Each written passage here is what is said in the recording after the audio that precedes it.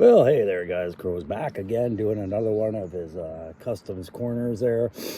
Today I'm going to give you two things. I'm going to give you a vehicle that I'm calling a Crossfire, which is funny because I just finished explaining that I would never call any of my conversions by a existing Joe vehicle, but the Crossfire is one of those ones I feel like is just outside the norms enough, and what I have on my hands as far as the vehicle conversions for the Crossfire are so close that I'm comfortable calling it that. I was going to call it the what was it? The Vampaw Fire, Cross Vampaw Striker, because it's just a dune buggy chassis. But the fact that I got two of these, two separate Value Village thrift stores for the same price, I got them both.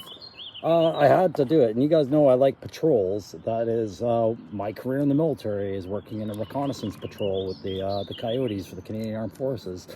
I love doing patrols, so getting two of these vehicles meant I had to prioritize them. So I've got a Crossfire to show you, as I'm calling it. I just haven't given it a proper name yet. And I haven't decided if it's definitely an end state Crossfire, but it might actually go towards my Tiger Force collection, which is growing. Although I'm still missing 3 of the original Tiger Force. I gotta go buy at some point. They were just never prioritized. But speaking of Tiger Force, I have a new member to show you, because if you remember, if you've been following my channel for a while, thank you if that's you, and thank you if you're not one of those new members or older members, but one of the new ones that just joined. Thank you very much. I appreciate that.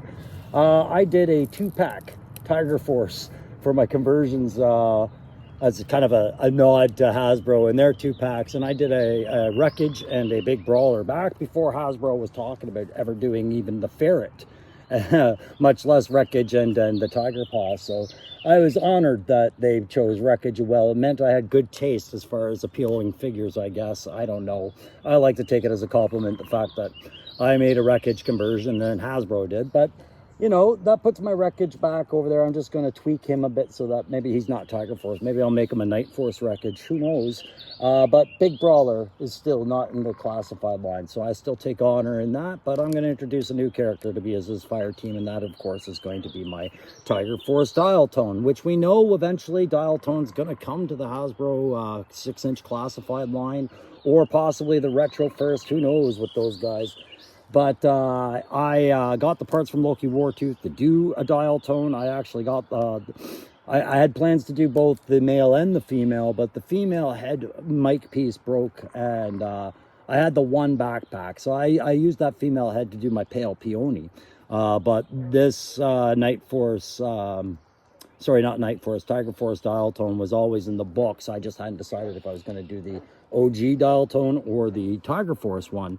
And then when I started hearing the murmurs that he might be coming, I was like, I bet you they do the original one first. So I felt safe doing a Tiger Force one. They'll prove me wrong, and it'll come out, and Big Brawler will have to get a new fire team partner. But speaking of Big Brawler and them, you know, I always like to pretend like when I'm revealing the figures, it's like that Saturday morning, you're sitting there, you're watching your Joe, the commercials come on, and the new Joe playset comes out, and that's what I picture this whole thing is picture me replaced by 2 8-year-old boys with a passion for play, instead of being a tired old man who just is proud of what he made. Picture that when I walk you through this scene, and imagine it with the old grainy 1980s kind of video quality, and picture this being introduced as the new Joe playsets, right? Coming available for Tiger Force in 1988. There you go. All right, let's have a look. Well, gosh, there's Big Brawler and Duke with his Tiger Force Ram, and they're waiting for their new Joe to show up. They've secured the area. Way to go, Big Brawler, with that big old Gatling gun. Way to go, Duke. Everybody loved you. They're not sick of Duke variants at all. Well, don't forget about Outback and Recondo and the River Tiger with Cutter. That, too, is coming out to the Crow line. There you go. And they're there to meet the new contact as well. They need new crew. And they need supplies. Where are they going to get those supplies? There's none on the bike. Oh, no. If only somebody would show up with supplies. Oh, man. Look, it's Dial Tone for Tiger Force and the new Crossfire, driven by an old Unstate variant Steeler that Crow made. Anyways, that's coming to resupply them. Great. It's clearly got no weapons, so it must be a supply truck, right? Crow really likes supply trucks for some reason. Weird. Well, he must be here to provide Tiger Force with some sort of logistical and comm support. but he's already with situational awareness and attack readout screen. Oh man, that's awesome. Now they know what's going on in the battlefield. And look, he brought supplies with the Crossfire. That's great. And look, he's brought weapons and supplies to the Tiger Force crew. They're gonna need them to fight Cobra and that stupid looking Python Patrol. He's even brought more stuff for the boat. Tiger Force Flint comes with Grunt's data pad, a Cobra AK-47, a Loki Wartooth backpack, and a Loki Wartooth head and vest set over a Duke body.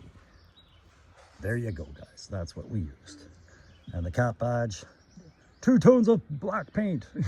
That's about it. I can't do the cap badges that small. I mean, Hasbro can't do the cap badges that small, can they? Without lasers. There you go. So they're going to get their resupplies. Let's have a look at that. Crossfire. So the first of 2 upcoming Crossfires was done as a Mad Max kind of desert theme rat rod garage that I pictured Clutch throwing together. But the main thing is there's a Crossfire body with a just any old frame will do, or chassis will do, or body will do, sorry, over the Crossfire chassis, I should say. But that was the Fisher-Price vehicle it was made from. And there we have my long time ago revealed end state Steeler. He finally has something he can drive around, and yes, it does fit 2 figures. Although the second figure, if you can use a smaller, like a female or a less kitted out version, it fits a lot better. But there you go. And then the canopy is left over from a $100 RC tank that I got of Gravedigger. I found out it was $100 when I looked at it at the toy store. That chassis I pulled off the tank because I'm still going to use the tank later in the line, but it's just an empty frame. It was the perfect size and scale, and it just slips beautifully into place there. All I had to do was add a back. I had to cut and add a little back hatch so they can get at their precious supplies. So we'll turn that around because I don't feel like breaking my wrist to do so. And there we can have a look. And we've got a back rack. I might fill that up with more kit. I might add more stuff to this. It is kind of a little choppy at the back. Not overly happy about that, but I wanted this rough look, and I wanted this one to be the dirty bastard one. The other Crossfire I'm building is, of course, for a winter themed because I have no winter vehicles for my Joe line. And then, of course, we had to add the Casey headlights and just bring out a different bumper onto it. So I've added a lot of other parts like the bumper, the entire back end assembly from this plate up was generated. Everything inside, the steering column, the seats, and all of this were just piecemealed together. And of course, I revealed this character a while ago. But you can see I had to Dremel inset, so I want to cover that with something. But, you know, besides just the frame, in case I ever want to display it with a different frame or anything like that. And you'll see that the second Crossfire is very different. So that's the presentation on that. I'll take some photos, and we'll do a little photo montage at the end of this to show off these characters some more. And then we'll call it a day on that, guys. There you go. So there'll be a second Crossfire coming. That one will be Arctic, and it'll have a very different look. All right.